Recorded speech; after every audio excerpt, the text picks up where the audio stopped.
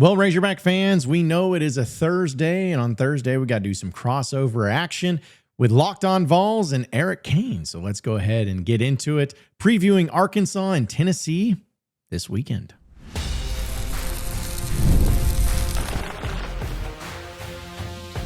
You are Locked On Razorbacks, your daily podcast on the Arkansas Razorbacks, part of the Locked On Podcast Network, your team every day. What is up, everybody? Welcome into it. It's Locked On Vols meets Locked On Razorbacks. A little crossover here, Locked On Podcast Network. I am Eric Cain, the host of Locked On Vols, with John Nabors, with Locked On Razorbacks, Tennessee and Arkansas. Neyland Stadium, Saturday at 4:15 Eastern Time, televised on the SEC Network. We'll get your game picks there towards the end. Taylen Green versus Joey Aguilar. All the changes with Arkansas right now, and how these two teams are, man, they're very similar. And we can get into that, right here off the top if you want to, John. Very similar. Explosive offenses. I do think the defenses are different. I think Tennessee's made a lot of plays, actually, defensively, whereas Arkansas hasn't yet. But stat-wise, they're very similar defensively, and it's not very good. Two teams kind of mirroring one another, and I expect a lot of points at Neyland Stadium on Saturday. What say you? Yeah, I mean, that's what you would think, right? It's almost alarming because I don't know if you do the same thing, but anytime the school sends out their game notes for that week on the Monday and they have the breakdown, I love seeing where both teams are at statistically, where they rank in the SEC and where they rank overall. I just like to see that. And it's pretty incredible to see how similar where these numbers are at. The only defense that's worse than Tennessee's is Arkansas in the SEC, it seems, statistically speaking, as far as scoring and all of that goes. And offensively, the only offense or one of the few offenses, I should say, that's better than Arkansas's offense this season has been Tennessee, where they've just been dominant. So it's amazing how similar they are. But the one thing that is different is one team only has one loss and the other one has three. And so I think it's a real fascinating thing for many reasons, obviously, with the chaos and drama that's surrounding Arkansas right here. But both teams coming off a bye week as well. So not anything too major there as far as who has the advantage there. It should be pretty fascinating. I know Tennessee wants to end this losing streak to Arkansas in football, too. I definitely know they want to do that. Yeah, I think it's at 4 right now. Last win against Arkansas, of course, they don't play every year, except the last 2 years. Last win for Tennessee, 2012, I believe. And I mean, last year, obviously, Tennessee still made the playoffs. But, I mean, man, you were, I think, ranked number 4th in the country, undefeated at the time. And you roll into Fayetteville, and, I mean, you scored 14 points. I mean, it was awful. Defense was good enough to win that game, but offensively, it was really a pathetic showing. So I think for Tennessee, obviously a little bit of revenge on the mind for those who played in that game. But more than anything, you're just back at home. I mean, Tennessee very much in the playoff conversation here in early October. This is a game for the Volunteers that you have to win if you're going to be in that conversation all year long. Let's talk about Arkansas. I had you on my show last week just to kind of break down all the craziness that's been transpiring in Fayetteville. And it's been a couple of days since, and now it's game week. Talk to me a little bit about Petrino, his staff additions, the mood of the fan base. What's going on in Fayetteville as obviously you distance yourself from the firing of Sam Pittman? Well, to me, it's been, from the fan perspective, there's a rejuvenated energy, but not an energy as far as just overwhelming excitement. It's more of an overwhelming intrigue because you have been a program and a team that has not performed well this year. And that's why you made a firing of your head coach.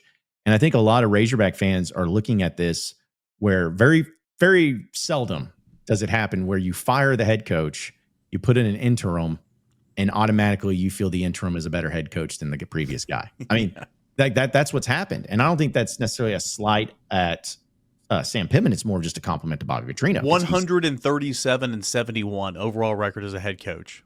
Not bad. Not bad. And, of course, a lot of those wins came at Arkansas when Arkansas was at their peak just about 10, 15 years ago. So there's just a lot of elements to it that have made people get interested once again. I don't think that's changed anyone's expectation for, in these final 7 games, I see 4 wins like that. It does not done that, especially considering Arkansas's biggest problem this year has been defense, and they're going up against the number 1 offense in Tennessee on the road. With the first official game as Bobby Petrino being the head coach. So I don't think there's a lot of expectation, but it's more of an intrigue of like, all right, well, it can't get any worse defensively, so maybe they do some things better. Maybe they change some things here and there that makes it a little bit more competitive. The mood is strong, but I think most Razorback fans are just kind of playing it week to week and just seeing what this is all about and hoping and praying that Bobby Petrino has a plan for not only Tennessee, but for the rest of the season. Yeah, we're going to get back into this game specifically. I promise this is a crossover for what's coming up on Saturday, but I am just intrigued, right? And it does play a role into kind of, the Tennessee's perspective on this matchup. Number one, why two-parter? Number one, why would Arkansas fans not be jacked up and excited? I mean, this is your most successful head coach in quite some time, right? I mean, we all know how it ended, and it was unceremonious, and it was bad. But the dude won games. And two, what does Bobby Petrino have to do this year the rest of the way, knowing the schedule coming up, to solidify that head coaching job for the future? Yeah, it's an element that it'd be one thing if you just gave the interim spot to Travis Williams, for instance, the recently fired defensive coordinator, and you knew he had no shot at getting the job as a permanent coach, and you could just move on. But that's not what's happening right now. It's just another element to where, well, it's Bobby Petrino. He's the interim. He's wanting the job. He says publicly he wants the job, and he's going to be motivated. He's motivated right now to showcase that he's the best man for this job. I'm not saying that, oh, well, before he wouldn't be, but now that he wants the job, he's going to be even more motivated. It's just you want to see how that plays out. And I think that with Arkansas fans, they're excited about that because Arkansas was so bad in so many things, so many basic things. Not even just talking about this season, but just in general under Sam Pittman. And Sam Pittman did a lot of good things, but Sam Pittman, for instance, he was not the greatest at clock management or timeout management. Not the greatest at decision making of when to go for it, when not to go for it, when to go to a field goal or when to punt, or when to go to the fakes. There was a lot of those. And I think Razorback fans are hoping that those little changes here and there can make the difference because, as we brought up, the one possession losses have been just awful for Arkansas, and it's the little things that make the difference. So I think Hog fans are just hoping because you still got the same players, still got the talent there. But is it a matter of, hey, just these little tweaks here and there? Can it make that big of a difference? You're hopeful, but I think people are excited that if you're going to have an interim coach, Bobby Petrino is definitely not the worst interim coach to ever have. No doubt, no doubt. Arkansas started the season off 2-0, 52-7 win over Alabama A&M, a 56-14 winner over Arkansas State. Has since dropped 3 straights. On the road at Ole Miss, 1-possession game, 41-35. On the road at Memphis, a 1-point loss, 32-31 in a game that Arkansas should have won. And then Notre Dame in that second half really got away from them. That was the final nail there for Pittman, 56-13. Meanwhile, Tennessee is 4-1. 1-1 in SEC play. Wins over some cupcakes. Syracuse in the opener, a big win. From the score wise, a 3-point overtime loss to Georgia at home, and then an overtime win against Mississippi State. I think it's interesting, man. Mississippi State might go winless in the conference again, but that is a much better football team. Like, they're not bad at all. So anyway, that's kind of where Tennessee's path is to this point. And Tennessee, at home is really, really good. Tennessee's lost to only Georgia at home the past 3 seasons. So an interesting, to get back to home and see what Tennessee's got in this one. Let's talk about the defenses real quick. For Arkansas first, realistically, how much can change in, the span of 2 weeks with a bye week? I know we brought in some outside people and promoted the defensive line coach, but how much can actually change for Arkansas defensively, if anything? I think it can change, but it's a margin. It's marginally. I believe that there are things you can do simply. When I say simply, as in like just effort. Like, hey, just giving effort, boom, that improves you a little bit. Petrino talked about in his press conference earlier this week about simplicity of your stance. Just, hey, we got to work on some things for the defensive stances that these guys are in. Positioning. It makes it sound so simple when it's put that way. But at the same time, you lack depth on the defensive line. You have a couple of guys that are good at pass rushing. I think Quincy Rhodes is really good at it. And I also believe that Philip Lee has come along, but you got nobody else. And as we know, and we saw it with Florida last week against Texas, if you have an elite pass rush, you can change a game. And Arkansas struggled with that. So, you can be better where, say, hey, can you go from the 16th defense in the SEC to 14th?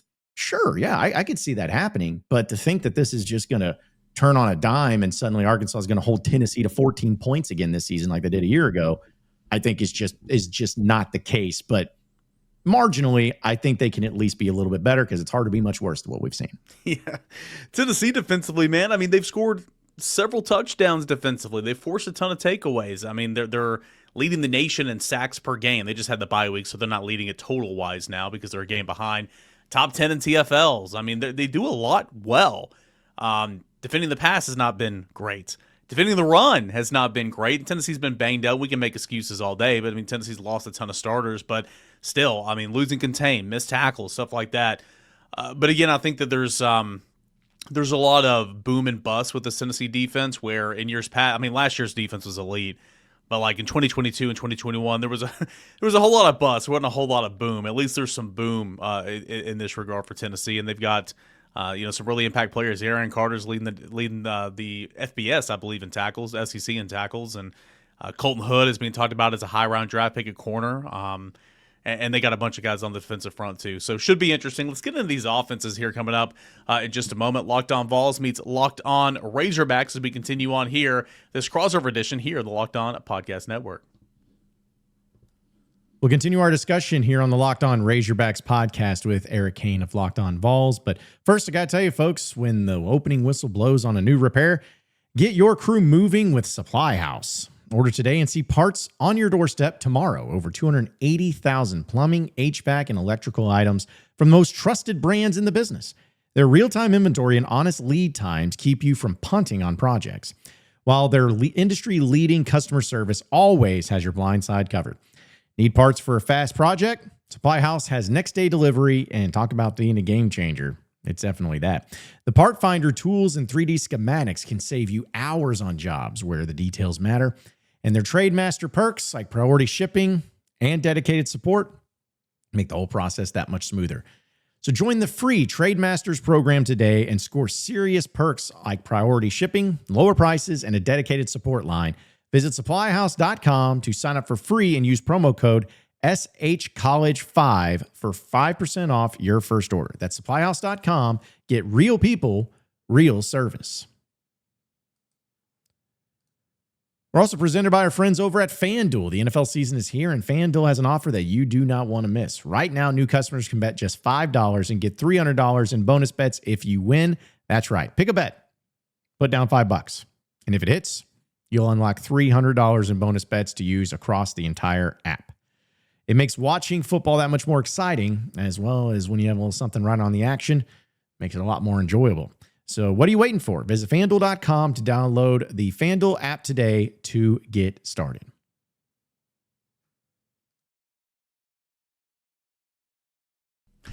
All right, welcome back here to Locked On Crossover Edition, Locked On Razorbacks, Locked On Vols. I'm Eric Cain alongside John Nabors. We talked defense a little bit. Arkansas, what Arkansas did to Tennessee last year, which really gave Josh Heupel and Nico and all the guys problems last year, an odd front, 3 high safeties. And Josh Heupel made mention in the press conference on, I guess it was Monday, he was like, I mean, they've got a lot of changes on the defensive side of the football. We don't know exactly what we're going to get, but we know what Arkansas did last year that gave us a lot of issues. So if I'm Arkansas, I'm doing that. I'm starting there, right? Because why wouldn't you? Any idea what Arkansas is going to throw at Tennessee, knowing that it's not like you said, it's not like Arkansas has much to lose defensively, but knowing that you had success against this brand, it's a little bit different offense, but still this offense last year, it feels like a 3 high safety look is somewhere where you should start. I mean, yeah, I think you should, because listen, it's not to say that, because I believe Josh Heupel is a good coach, and he's going to be a good enough coach to say, hey, whatever it was causing us fits, we're not going to do that again and try to play into that hand again. He's going to make adjustments. It's just a matter of, hey, roll it out there and make them beat you with it again. Yep. Make them try to showcase that, yeah, they know what we did last year and we can't do it this year. And then have the backup plan. Go from there if the adjustments have been made. But to me, Arkansas, because of they fired the entire defensive staff. Petrino's there. They brought in, as far as John Hayes is the guy who's coaching defensive line right now. He's the guy that coached at the Cincinnati Bengals. Never even met any of these players up until a week ago. I know. So it's a very weird situation, but to me, the defensive line coach, he got promoted, right, to DC. It was the assistant defensive line coach.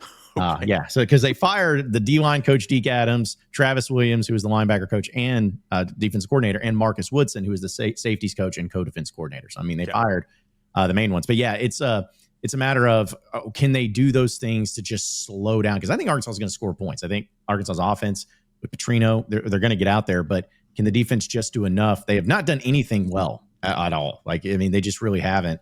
So I think you got to start with what you know, and I think there's a lot of these defensive players that know what they did last season, and then go from there. And so if that happens, that's Arkansas's best chance.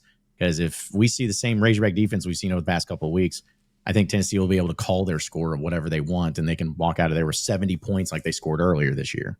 And the difference between last year's offense for Tennessee and this year's offense for Tennessee, explosiveness has returned, right? I mean, Joey Aguilar has been the perfect fit in this system, and he's been awesome, right? He's completing 65% of his passes, 13 touchdowns, 1,459 yards. He was leading the conference in both those categories prior to the bye week. He's among the SEC leaders in so many different categories, quarterback rating and all that. He's been really good, man. He throws, he's very accurate. He's got 5 picks, and I know I'm nitpicking here, right? But I mean, that's what we do on these shows. You can make the argument that 4 of those picks are not on him. I know that seems like a stretch. Razorback fans, you're hearing me say that. Oh, look at this homer, talk about his quarterback, right? But literally, I mean, one time the receiver, dropped and slipped, and he threw it right to the defender. 2 were off the hands of Miles Kitzelman. I mean, one was pass interference, and the ball was tipped up in the air for 13 seconds. Like, he's not been consistently putting the ball in harm's way, and that was kind of the stigma of him coming from App State to UCLA to Tennessee. But he's been really good, man. He's giving a great catchable ball down the field, hitting guys in stride at times, but also when you're not hitting guys in stride, he's underthrowing them, giving them an opportunity to go up there and make the play or to get pass interference. And so he's been phenomenal, and Tennessee's offense is really built off that. Tennessee's still running the football okay, not as good as last year. A new look offensive line where Tennessee had to replace 4 starters. Hadn't even missed a beat. And, oh, yeah, your 5-star plus starting right tackle, who's a true freshman, missed the first 4 games of the year, finally got in and got some action against Mississippi State, and he should be good to go in this one as well. So this offense has been, it's looked great for Tennessee, and a lot of that's obviously because of Joey Aguilar. Tennessee going to have to worry about another really good quarterback, Taylen Green. Stat-wise, he's, top 5 quarterback across every stat in the SEC. And what's intriguing to me, I knew he ran, John. I did not know that yards gained before sacks, he has the second most rushing yards gained in the conference as a quarterback. Like, it's incredible, man. I mean, Tennessee did a pretty good job of bottling him up last year. It's going to be a little bit more of a tall task this year in Taylen Green. No, absolutely. Which, by the way, last year's game, too, neither team turned the ball over between Arkansas and Tennessee. So that was, I think, also a really big factor of why it was so close. And but, yeah, it's the thing is Taylen, he's such a great player when he's at his best. But his worst is it gets bad. It's just one or the other. And I think Taylen's grown as a player, but he's also been the type of guy where if he just makes a simple mistake, and when I say simple, one errant throw, where it doesn't even have to get picked, just a bad throw, it's going to impact him a little bit. But it's a matter of how long does it impact him. Last year, it would impact him for the rest of the game, or at least for a quarter or two until they got to halftime. This year, it's just, okay, does it a possession or two, but then he settles back in. And I think Petrino has done a really good job of trying to get that confidence back as quickly as possible when he does it. And that's when Taylen's at his best. But when he is at his best, it is hard to stop him with those legs, man. He has been, I call him third and Taylen almost, because I cannot tell you how many times Arkansas's had third and long, 10 yards or more, and they got the first down because he either made an incredible throw on the run or he just went for a run. And that's why Petrino wanted him. Petrino wanted him because of seeing the dynamic that he's 6'6". I mean, he's a huge quarterback and can really run. And we all know it's like a dual threat quarterback can cause fits for opposing defenses. He's that good. But it's a matter if it's his decision making and his mental toughness. He also has 5 interceptions this year. And I think I would say maybe one of them might not be his fault, but the other ones have been tough. But his offensive line, honestly, truly has been the best pass protection offensive line that Sam Pittman recruited to Arkansas, ironically enough. And I think that that's also helped him gain confidence. He's a lot healthier this year. So if he plays his A game, it's going to be a phenomenal watch for anybody who's a fan of college football. But he has to play his A game, and he has to avoid making any major mistakes.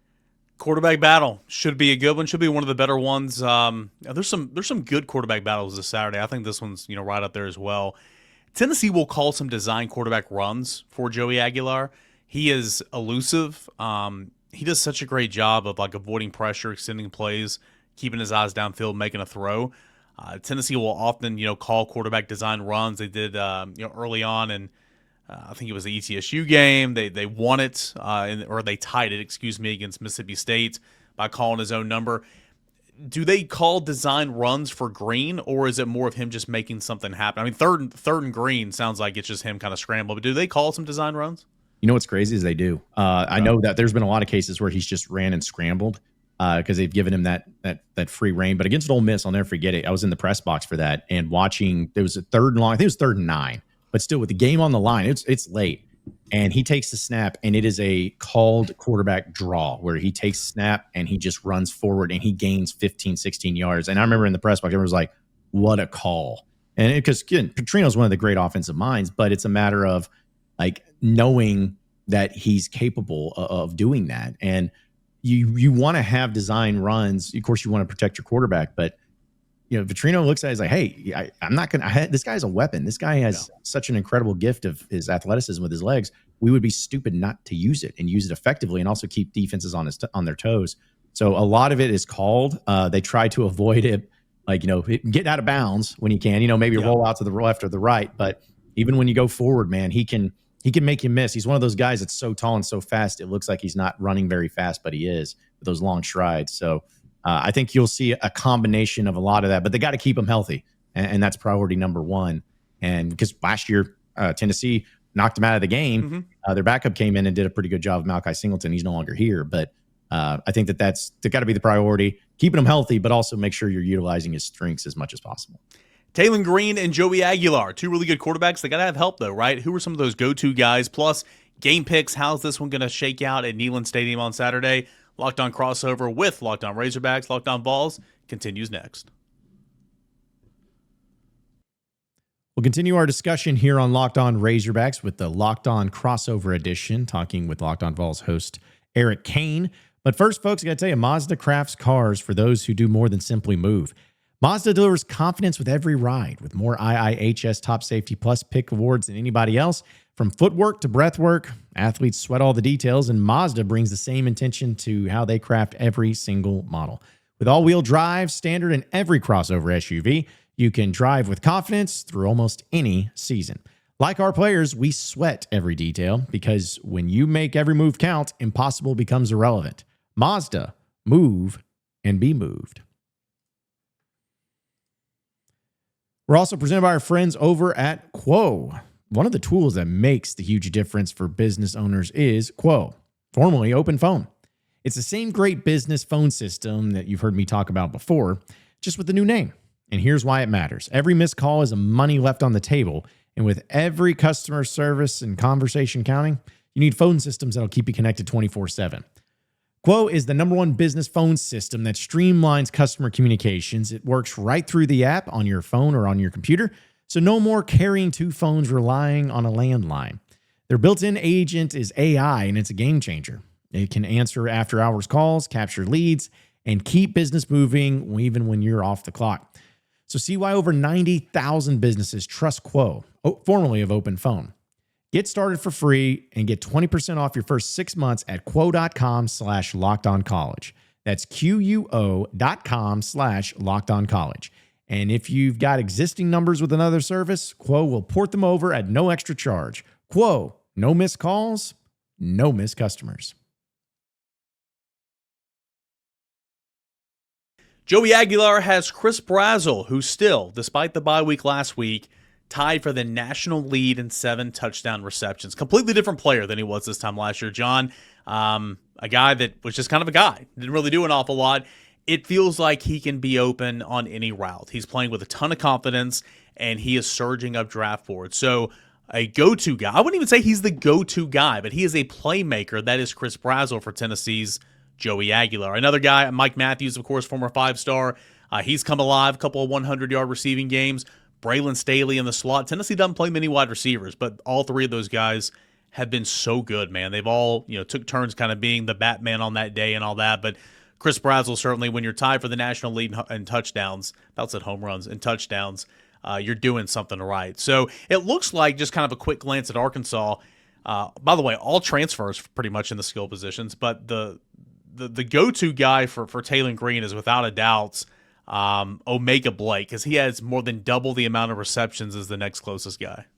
Yeah, he was the biggest pickup in the transfer portal from Charlotte that Arkansas got. And people talk about Petrino offenses and about the quarterback, which is important, but honestly, it's the wide receivers that make the difference. Last year, they had wide receivers that were holdovers, which were good wide receivers, but Petrino went and got the type of wide receivers that he wanted this year, and Omega Blake was definitely the main one. And so you can tell he's got everything. And one of the most impressive things about him is when he catches the ball, it's not necessarily his home run. It's the way he breaks tackles after catch. I mean, he will stiff arm you. He is strong. He plays aggressive. And so if you have secondary players or cornerbacks that don't bring him down, it's going to be bad news because he is that good. So he's been incredible. The player that's really stepped up recently is Rohan Jones, the tight end. He's a guy that came from up north, and he's actually from Canada originally. Started playing football just a few years ago.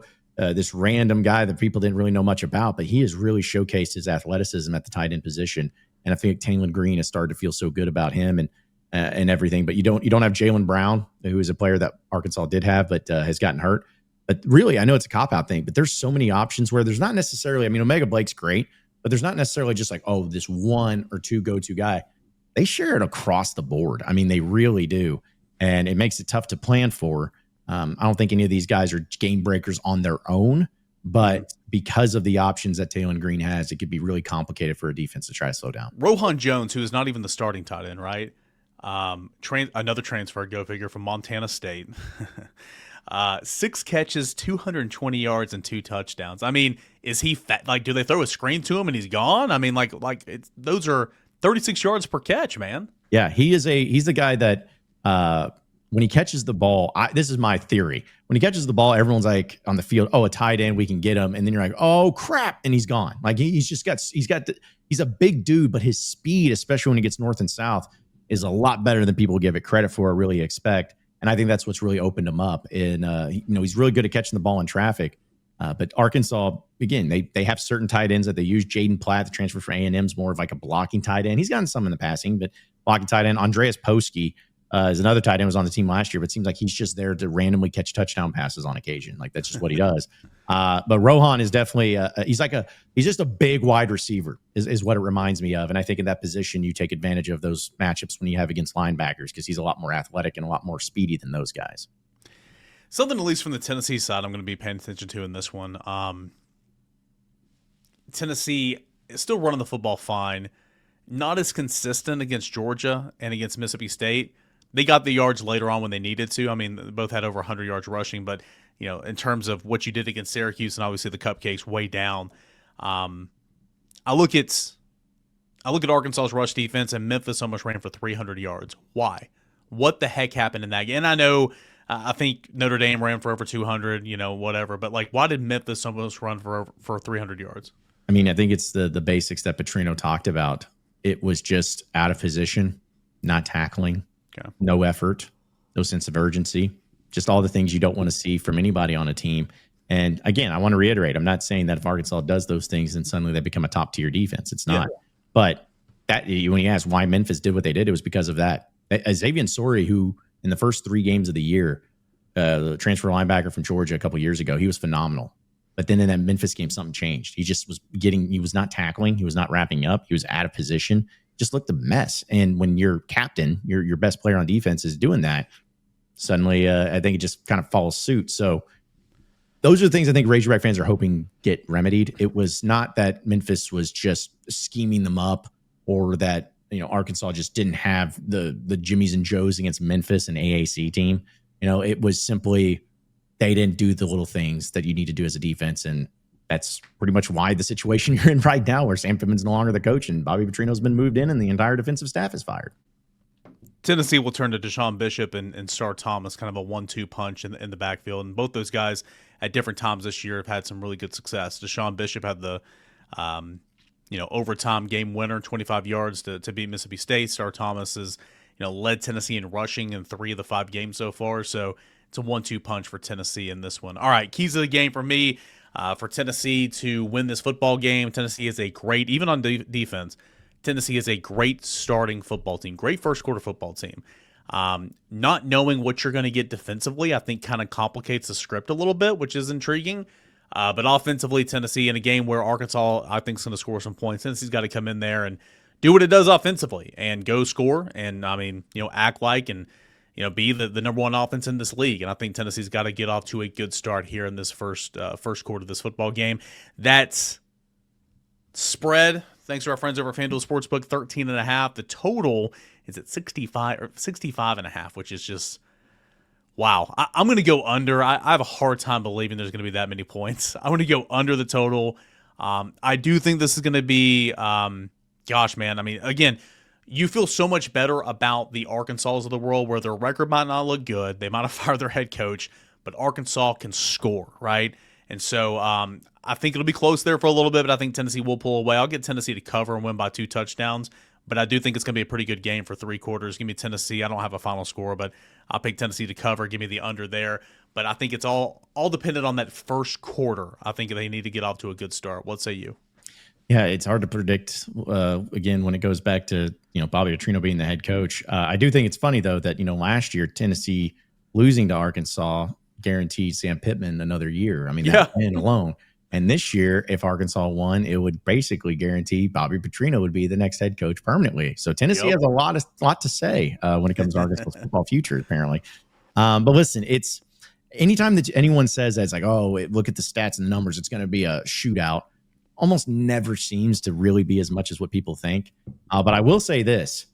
If it's not a shootout and if it's kind of maybe an ugly game, if it's a game that doesn't get a lot of scoring for either team, I think Arkansas wins. I really do, because that's the type of game Arkansas is going to need to have happen for them to win this game. They need it to be gross. They need it to be kind of like last year. Last year was not aesthetically pleasing offensively, and that's why they won. So it needs to be something like that. But if Tennessee just wrecks Arkansas's defense and, is scoring on the first 4 possessions, touchdowns, and they get 28 points, it's going to be Tennessee all the way. Like, I just don't see that happening to where Arkansas, even if they do score a bunch of points, they're not going to be able to keep up with Tennessee effectively. And I think that's kind of like the worst case for Arkansas, because then it's like, well, I know that Tennessee's a great offense, but then you're like, well, this really was not any different from any other game that Arkansas played. But I think that if Arkansas is going to have a chance, it's got to be low scoring. But I don't think that's going to happen until I'm proven otherwise. So I kind of agree with you. I think Tennessee wins this one, covers the spread, and ends up taking care of business and moving on. Should be an exciting one either way. Some fireworks, plenty, hopefully, for Tennessee, at least at Neyland Stadium for the Vols portion of this podcast. We'll see what happens, man. Want to learn anything else about the Razorbacks, what's going on inside that program? A lot of adversity, a lot of transition happening the last couple of weeks. Check out John Nabors on Locked On Razorbacks and John Nabors on Inside Arkansas. Check him out over there. They do fantastic work. And, of course, if you're a Razorback fan, want to know more about the Vols, more about Tennessee in this matchup, come check us out over at Locked On Vols all week long. We'll get you set for Tennessee and Arkansas, 4:15 Eastern Time, Neyland Stadium, coming up on Saturday on the SEC Network. Appreciate you guys for joining us here. Locked On Crossover. It's Razorbacks meets Vols right here on the Locked On Podcast Network.